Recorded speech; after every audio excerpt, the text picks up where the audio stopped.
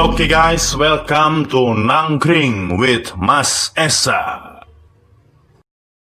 Assalamualaikum Pak Hakim, apa kabarnya? Waalaikumsalam, alhamdulillah baik Pak. Waduh, Pak Hakim udah lama kita nggak ketemu nih. Iya betul. Terakhir ketemu kita kalau nggak salah, kalau di agenda resmi ya.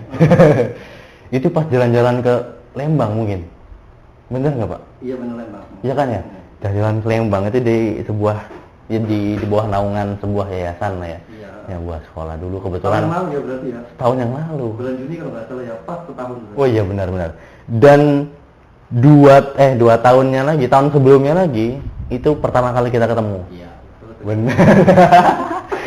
Tahun pertama ketemu, tahun berikutnya jalan-jalan di Lembang, tahun ini kita ketemu lagi. Iya. Wah, cuman 3 kali ya ketemu. Mantap.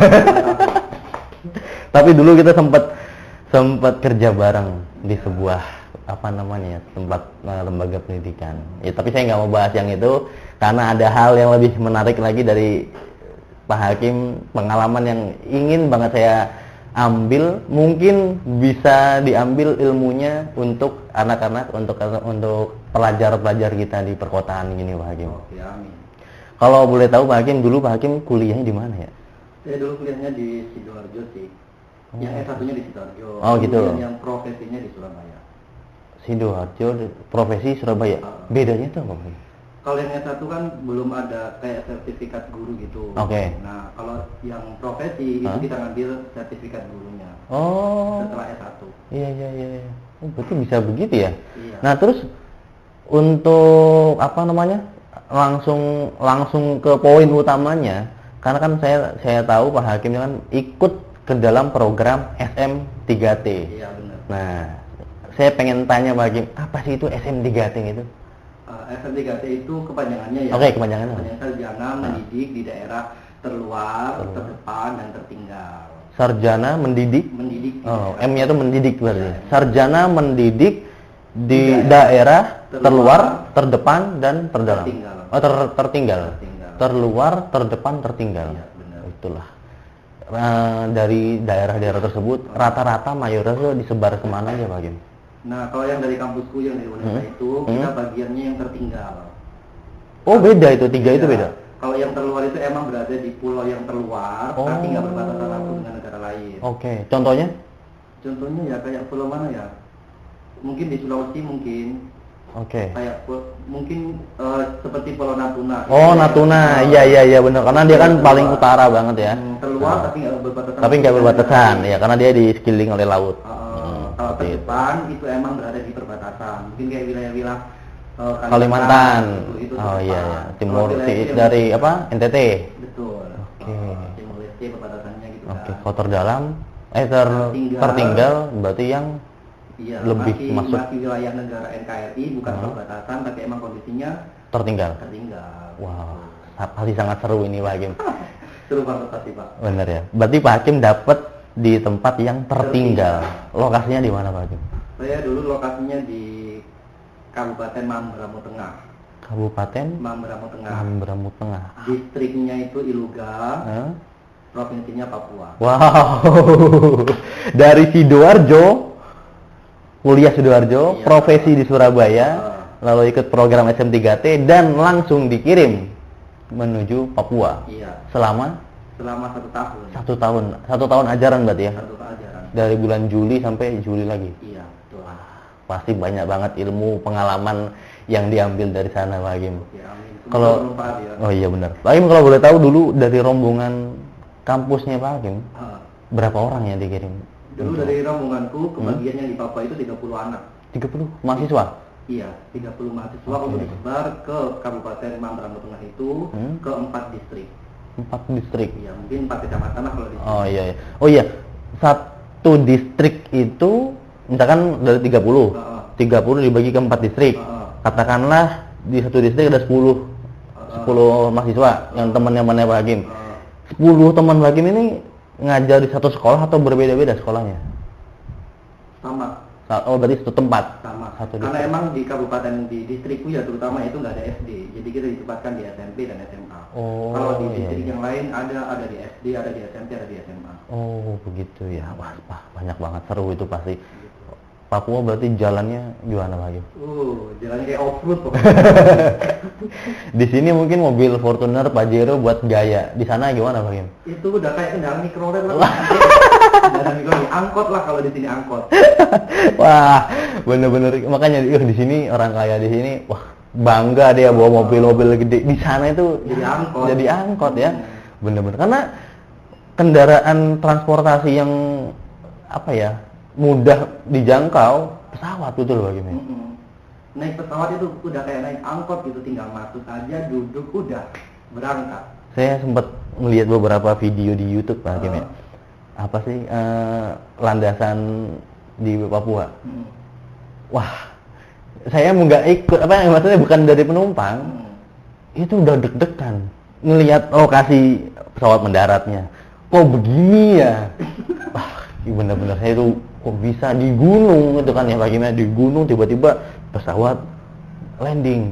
Kok bisa? Bener saya nggak sampai kepikiran sampai sana lagi. Karena kan ya biasa kita di sini ngelihat bandara itu ya jalannya besar, luas, bandaranya luas, halus, lampu-lampunya lengkap semua. Kalau malam terang dia ada lampu-lampu kelap-kelipnya. Ternyata di sana, waduh. Tapi bagus, tapi saya yakin mungkin pilot yang dipilih pun pilot-pilot terpilih. Pasti ya bagaimana karena dengan kondisi yang kondisi adanya seperti itu pasti dipilih yang kualitas terbaik. Iya, butuh kemampuan termasuk guru. Artinya guru yang dipilih untuk mengajar di sana pastinya setelah melewati berbagai tahapan seleksi. Betul Pak Kim? Jadi merasa bangga nih aku. Mantap. Seandainya waktu diputar lagi, saya tuh pengen banget Pak Kim bisa ikut merasakan mengajar di daerah terluar, terdepan dan tertinggal. Pengen banget. Ya entah di mana tempatnya pengen banget. Bukan mengincar apapun dari segi materi ya Pak Kim. Tapi pengalaman itu yang nggak bisa dibeli dengan uang. Tapi nggak bisa mendapatkan pengalaman Pak kita Pak. Oh begitu. Kalau di sana, mungkin awal-awal kita di sini kan, saya cuma pokoknya saya ikhlas ngajar di sana gitu kan. Tapi ketika kita ada di lokasi, itu kita nggak bisa begitu. Harus bagaimana? Nggak pentingin materi, nggak pentingin duit, nggak pentingin ini, nggak bisa itu. Karena tanpa uang, iya betul sih ya karena ya ada yang bilang man is not everything, but everything without money is nothing gitu. Uang itu bukan segalanya, tapi segalanya tanpa uang ya nggak ada apa-apanya, nggak bisa. Ya benar juga sih Pak Hakim ya. Emang ya pasti sih uang itu pasti butuh ya. Kita nggak munafik juga sih. Tapi dari sisi pengalaman pasti sangat jauh lebih berharga. Otomatis waktu lebih dihargai, otomatis jasa pasti lebih berharga di sana. Saya nggak habis pikir gimana guru-guru yang dikirim untuk menjalankan misi mengajar di daerah sana tuh bagaimana keadaannya itu ya. Saya nggak habis pikir. Saya yakin orang-orangnya pasti sangat kuat mental dan lain fisik pasti itu. Karena saya juga pernah ngerasakan ngajar, tapi karena saya basicnya di pesantren Pak Hakim ya mengajar di pesantren, tapi tetap sama di daerah juga, tapi bukan tertinggal. Terdalam sih iya, terdalam sih bukan tertinggal. Emang dalam, masuk. Mungkin kalau orang bilang dalam hutan. Ini hutan, dalamnya hutan, dan dalamnya lagi di situ. Listrik pun belum sampai masuk listrik. Tapi pas saya masuk ke sana, listrik itu baru dipasang. Jadi baru banget lah itu kan. Lampu masih bisa dihitung. Tapi itu listriknya dari PLN atau emang dari kayak tenaga surya gitu? Dari PLN. Jadi baru masuk lah waktu dulu tapi itu Pak Hakim tahun 2000 berapa saya lupa itu dulu gitu.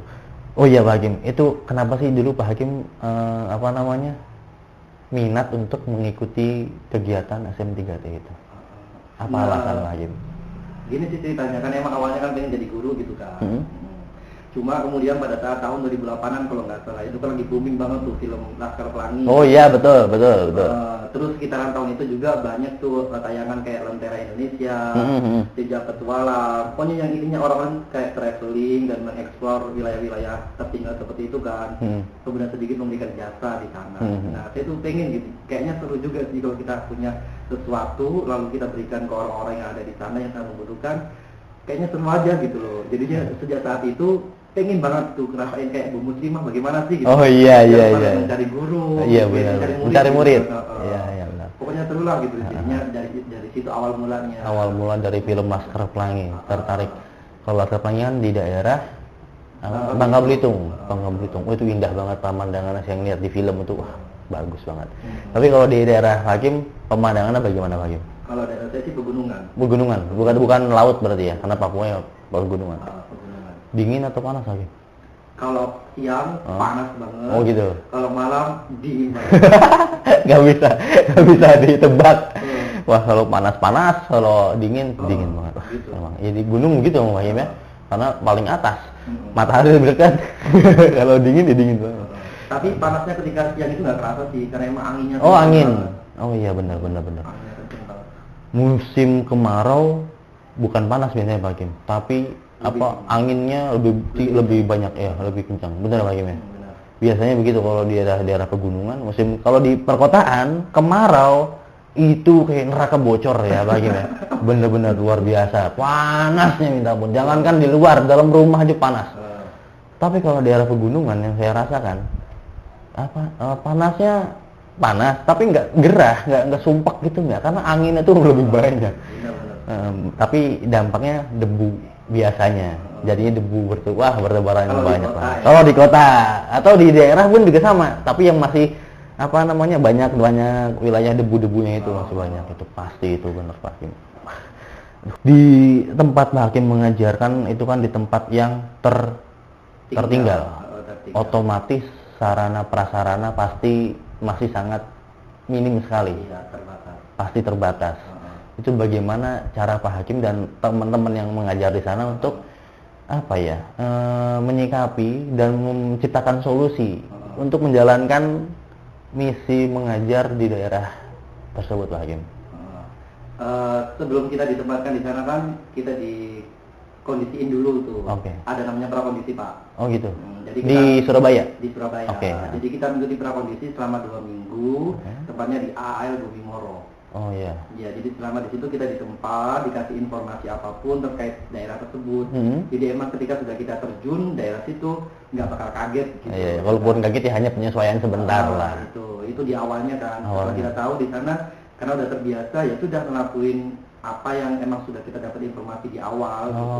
Misalnya kekurangan air, ya kita udah siap mental ngangkat air dari sungai. Nggak ada listrik, ya emang udah siap power bank, udah berangkat gitu kan, siang-siang dijemur di atas rumah. Ya seperti itu sih gitu. Mantap. Tapi untuk kegiatan belajar mengajar kan pasti butuh sarana prasarana yang mencukupi, memadai. Itu pasti. Contohnya mungkin misalkan pelajaran IPA kan pasti butuh lab, komputer, TIK butuh komputer, dan itu bagaimana cara menyikapi materi-materi seperti itu Pak Hakim? Nah, jangan kaget ya. Sebenarnya di sekolahku itu meskipun bangunannya kayu, bangunan kayu, tapi kalau dibuka ruangan-ruangan yang terkunci itu, alat-alat itu ada semua Pak. Komputer aja itu ada beberapa loh. Banyak banget, dan yang masih terkemas rapi dalam dus, yang masih isolatif, yang masih tersegel lah ya, itu banyak. Kemudian alat-alat praktek IPA, kit itu yang biasanya box-boxan itu ada juga. Poster-poster pendidikan pun kalau mau dipakai itu ruangan dibuka, kita pakai belajar, ada semua. Berarti sarana sebetulnya ada, tapi mungkin sebelumnya belum dipakai gitu Bang, belum digunakan, belum dimanfaatkan dengan baik mungkin. Kalau mungkin TIK kan mungkin emang di sana kan nggak ada listrik ya. Oh iya benar. Jadi emang otomatis ya ada komputernya, tapi nggak ada listrik gimana? Ya percuma ya Bang. Gitu. Tapi nggak ada listrik sana Bang? Nggak ada. Jadi di sana kalau emang kita butuh listrik, sekedar untuk charge HP atau apapun, biasanya ada solar cell. Itu punya warga atau bagaimana? Punya sekolah. Oh ya, sekolah udah punya. Sekolah. Itu setiap sekolah, setiap penduduk punya. Punya.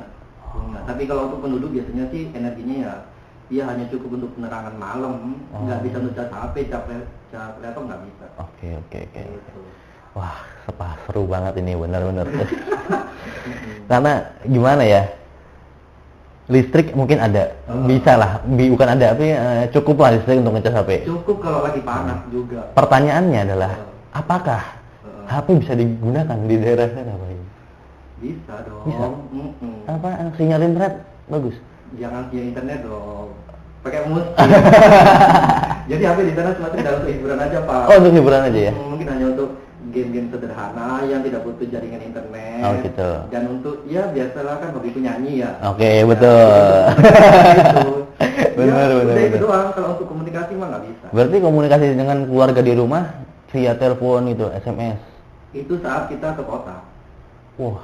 Kalau emang lagi ada di penempatan di daerah tempat tinggal, tugas, ya nggak bisa. Nggak bisa karena peraturan atau nggak bisa karena keadaan itu pulsa apa sinyal? Bisa karena emang keadaan ya, gitu. Wah, benar-benar. Udah. Aduh, saya nggak tahu ini mampu. Jadi HP itu adanya emang hanya untuk hiburan, untuk musik, untuk kamera, untuk game yang tidak ada internetnya. Ya udah itu doang. Radio pun nggak ada, nggak bisa. Apalagi telepon SMS nggak bisa. Sama sekali nggak bisa. Sama sekali nggak bisa. Karena di tempat saya dulu ya Pak, gini yang di daerah saya dulu sinyal buruk, sangat buruk. Tapi telepon masih bisa. Tapi bisanya itu ya waktu-waktu dan tempat-tempat khusus. Kalau saya dulu biasanya nih handphone saya tempelin di tembok Pak ya. Jadi ditaruh di kardus bungkus rokok, ditempelin di tembok, masukin handphone, baru teleponan di situ. Ternyata handphone kalau nempel di tembok dan di situ aja tempatnya, itu bisa teleponan sinyalnya lumayan baik gitu aja. Atau di atas pohon kelapa. Saya pernah juga nyoba, ini gimana? Kan butuh ya komunikasi dengan orang tua. Berarti sampai manjat pohon kelapa. Manjat pohon kelapa dulu, sambilnya ngambil kelapa kan, itu sambil telepon. Nah itu lumayan bisa. Tapi nggak sebagus sinyal pas HP ditempel di tembok. Dan waktunya juga ada waktu-waktu khusus. Kalau pagi-pagi itu nggak bisa begini. Tapi kalau udah sore-sore menjelang maghrib, nah itu bagus. Nggak tahu kok bisa begitu ya. Itu. Nah, tapi kalau di Mata Hakim sama sekali nggak ada. Mungkin kalau di penempatan teman-teman yang lain mungkin ada yang namanya bukit sinyal atau apa gitu. Iya. Kalau di tempat emang bener-bener nggak ada. Bener-bener nggak ada. Wah, bener-bener. Berarti kalau ngabarin kondisi Pak Hakim ke rumah, ke keluarga, ya berarti pas ke kota. Pas ke kota dulu. Perjalanan dari tempat penempatan Pak Hakim ke kota itu seberapa jauh Pak Hakim? Seberapa jauh? Waktu berapa lama? Ya, iya, waktu. Kalau dulu saat pertama kali nyampe, yang keadaannya itu masih belum beraspal gitu kan, masih emang bener-bener tanah. Yeah. Kalau emang ada yang berbatuan, ya mungkin cuma beberapa kilometer gitulah ya. Yeah. Itu sekitar 2,5 sampai 3 jaman sih. Wow. Iya, dengan medan yang meliuk-liuk, yang terjal gitu. Selama 3 jam itu awalnya, sebelum ada kondisi pengaspalan. Okay. Kemudian kan setelah itu, berjalannya waktu, kan ada tuh namanya program untuk pembangunan infrastruktur di daerah tertinggal. Okay. Dan itu mulai tuh diaspal. Udah mulai cepet deh. Lumayan lah ya, bisa memangkas waktu ya. Iya, paling cepet bisa sampai cuma 2 jam. 2 jam bisa sampai ya. Kalau ngebut mungkin bisa lebih cepet lagi. Iya. Tergantung sopirnya sih. Di sana kendaraannya motor atau mobil Pak Hakim? Kalau motor nggak ada. Pasti ya. Nggak ada. Kalau dipakai mungkin ya dipakai sekali, habis itu ke kota langsung masuk bengkel. Karena saya juga punya teman Pak Hakim ya. Saya punya teman. Dia itu cerita kalau di sana tuh yang punya bengkel itu bengkel laku keras Pak Hakim. Iya betul. Itu biasanya ya pendatangan juga yang buka bengkel itu. Jadi kadang kata teman saya itu orang punya motor itu dia nggak tahu servis, nggak tahu ganti oli, nggak tahu apa. Yang penting motor di starter nyala, dia jalan sampai benar-benar mati nggak bisa jalan baru. Apa benar gitu Pak Hakim? Iya benar. Di sana itu ada namanya Mas Dwi, pendatang dari Jawa Tengah. Boyolali kalau nggak salah namanya Mas Dwi. Mas Dwi. Okay. Gitu sibuknya Mas Dwi itu lebih sibuk daripada kita. Apa kesibukannya Pak? Ya kan punya bengkel. Punya bengkel itu? Ada aja tuh motor yang datang ke situ. Gitu. Cuma waktu hampir selesai tugas, Iya, kita kan sudah beraspal hampir semua kan. Iya. Hampir sampai di depan sekolah kita. Itu mulai ada bantuan sepeda motor, Pak. Oh, oke. Jadi bisa digunakan. Oke. Tapi kayaknya ya nggak recommended juga sih kalau pakai motor dari kota ke tempatku gitu kan. Khawatirnya kan juga di tengah-tengah jalan kan, iya tahu tidak mungkin ada apa gitu kan. Iya, Jadi iya. lebih amannya ya pakai Ke mobil. iya angkutan umum. Angkutan umum ya. Wah, emang. Wah, susah dibayangkan lah pokoknya. Tapi pasti seru banget itu. Pasti kondisi jalan itu ya naik turun kelok kanan kelok kiri itu pasti ya Pak Hakim ya. Karena di gunung. Waduh, bener-bener ya. Kalau begini Pak Hakim, Pak Hakim selama setahun di sana, kan pasti tinggal di tempat yang baru dengan berbeda suku, berbeda budaya, bahkan juga mungkin beda agama. Benar. Apakah hal-hal perbedaan ini menjadi sumbatan yang sangat berarti untuk menjalankan misi mengajar di daerah 3T tersebut Pak Hakim? Aku kan ikut SNBKT-nya kan angkatan kelima ya Pak. Angkatan kelima. Angkatan kelima, tapi di tempatku tugas itu penempatan ketiga. Oke, paham. Jadi aku bukan guru yang pertama di situ. Iya. Nah, karena emang bukan guru yang pertama, otomatis kan masyarakat sana sudah dapat pengetahuan dari guru-guru sebelumnya. Jadi ketika aku tugas ya perbedaan-perbedaan yang ada sih nggak ada hambatan. Udah nggak ada hambatan ya. Kalau cerita-cerita dari senior Pak Hakim, awal mulanya ada nggak Pak Hakim?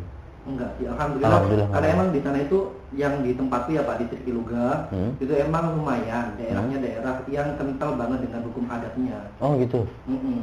Oke. Bahkan mabuk pun itu nggak boleh. Oh. Wow, saya baru tahu Benar nih. itu. Karena ya mohon maaf Pak Hakim ya. Ya saya juga punya teman orang timur. Ya bisa dibilang orang timur identik dengan mabuk. Bisa dibilang sih ya. Ya bukan berarti negatif, bukan. Karena ya mungkin di sana dingin, seperti itu ya Pak Hakim ya mungkin. Saya nggak membenarkan, tapi ya nggak menyalahkan juga. Rata-rata seperti itu. Tapi Pak Hakim tadi bilang tidak boleh mabuk. Itu salah satu aturan adat yang emang sangat menguntungkan kami bagi orang-orang yang baru di sana gitu. Iya. Karena budaya mabuk bukan, kita nggak ada budaya di sana. Kita nggak biasa. Gitu. Jadi emang aman gitu loh. Perbedaan suku yang nggak ada sih, karena emang sudah pada ngerti kan toleransi gitu kan. Perbedaan agama ya emang sangat beda. Oh iya benar karena pasti. Semua di sana mayoritas non muslim. Mayoritas. Mayoritas. Muslim 100%. 100%. Wah. Yang muslim cuma kita doang. Gitu. Terus guru-guru muslim pas mau menjalankan ibadah sholat bagaimana Pak Hakim? Di sekolah? Di rumah. Di rumah ya. Alhamdulillah kan aku dulu ditempatkan di sana kan nggak sendiri. Oke.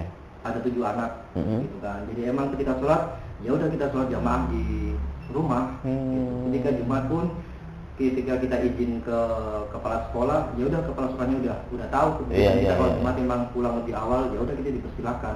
Sholat Jumat di mana Pak Hakim? Di rumah. Oh, di rumah. Bertujuh. Iya, Dan itu aku baru tahu kalau sholat Jumat boleh diadakan bertujuh. Iya karena keadaan ya Pak Hakim. Bagaimana lagi? Karena kalau harus ke kota mencari masjid ya butuh waktu lagi. Kalau tadi perjalanan 2 jam berarti harus keluar dari sekolah sekitar jam 9 mungkin. Gila. Ya belum beres-beresnya juga. Belum beres-beres. Gitu. Jadi Iya. sholatnya di rumah.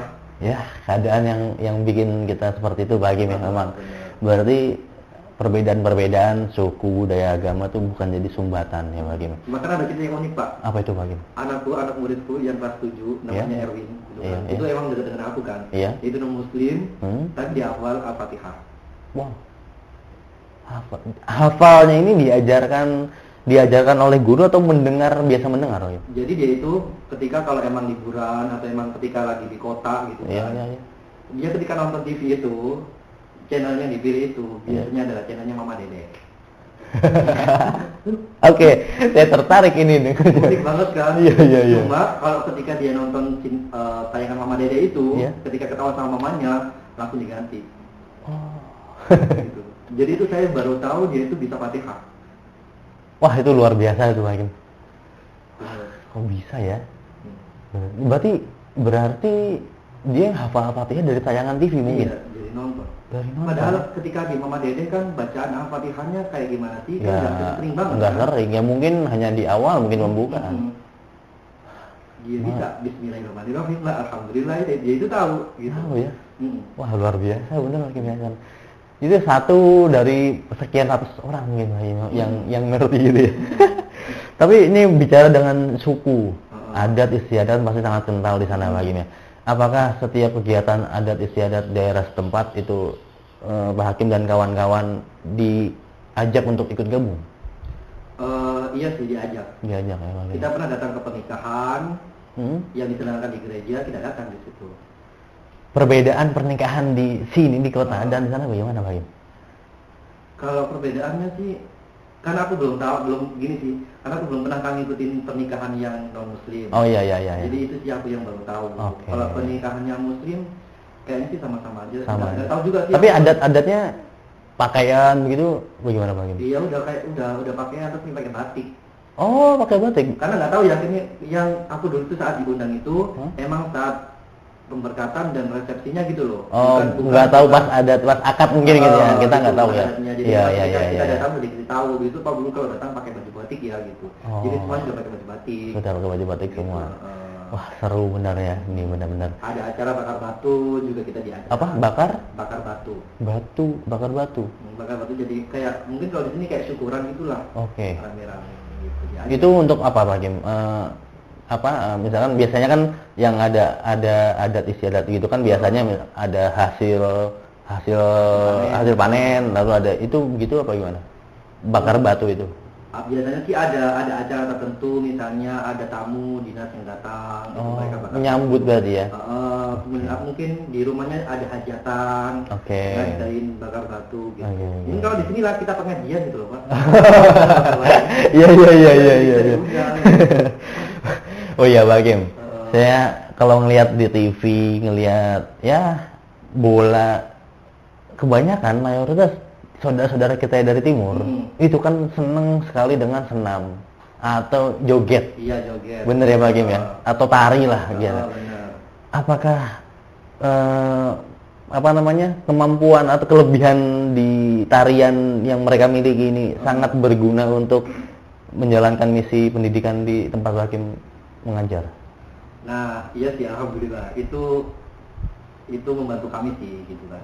Yang dari cowok itu mereka sangat suka dengan bola. Itu kan kita udah tahu kan. Oh iya, itu terkenal banget itu. Pokoknya kalau di sekolah kita sediain bola aja udah, mereka pasti akan rajin ke sekolah. Ya, pokoknya Mobile Legends lewat lah itu. Pokoknya kalau ada bola udah gitu. Kemudian kalau untuk yang perempuan dan beberapa yang laki-laki itu nari juga. Kan emang nari di sana bukan sekedar untuk senam olahraga, bukan. Ibadah pun ada tariannya. Oke, kita skip dulu. Oke, silakan. Kan gaya hidup pasti berbeda Pak Hakim. Ya, di sana gaya hidup yang apa adanya dengan gaya hidup ketika Pak Hakim masih kuliah dan pendidikan profesi ya, profesi di Surabaya itu pasti berbeda. Bagaimana cara Pak Hakim dan kawan-kawan untuk menyikapi gaya hidup yang berbeda itu Pak? Kembali lagi ya ke prakondisi kan, karena emang kita udah dikondisikan, ya emang nggak kaget dengan kondisi di sana. Ya akhirnya alhamdulillah kita bisa adaptasi sih, gitu. Tapi yang sangat berbeda sih dalam hal makanan tentunya sih. Makanan dan mandi. Wow, bagaimana nih Hakim? Makanan apa tuh bedanya? Kalau makanan kan di sini kan kita mau apapun kan tinggal ada gitu kan, semua udah tersedia. Gitu. Kalau di sana nggak bisa sih, kita mau ini ada itu nggak bisa. Jadi emang kita harus benar-benar ya qanaah dengan makanan yang ada gitu. Makanannya nasi atau sagu? Kalau di kami sih makan nasi. Karena kita ada belanja bulanan ke kota. Banyak banget pengalaman yang Pak Hakim bisa ambil selama setahun dari sana ya Pak Hakim ya. Ya semoga kita yang mendengarkan bisa mengambil poin-poin pentingnya, khususnya bagi pelajar-pelajar daerah perkotaan, semangat belajarnya. Di sana mungkin kendala listrik, fasilitas dan lain sebagainya, tapi tidak sama sekali menurunkan semangat belajar mereka. Apa kurangnya kita yang ada di sini? Listrik 24 jam. Fasilitas sangat cukup. komputer sangat banyak, tapi tinggal semangatnya gitu yang kurang. Semangat belajar kita kurang. Oke, terakhir Pak Hakim, menjadi guru adalah sebuah profesi yang tidak lepas dari tantangan. Saat kita menjadi guru, maka berarti kita sudah siap untuk mengemban amanah dari orang tua dan juga dari pemerintah untuk mendidik, menciptakan, membentuk seorang menjadi anak yang pintar dan memiliki akhlak yang mulia. Begitu Pak Hakim. Terima kasih banyak Pak Hakim atas kedatangannya. Mungkin lain kesempatan kita bisa ngobrol-ngobrol lagi. Habis ini jangan langsung pulang karena ada sesuatu untuk Pak Hakim. Terima kasih banyak Pak Hakim. Assalamualaikum warahmatullahi wabarakatuh. Waalaikumsalam warahmatullahi wabarakatuh. Stop dulu. Oke.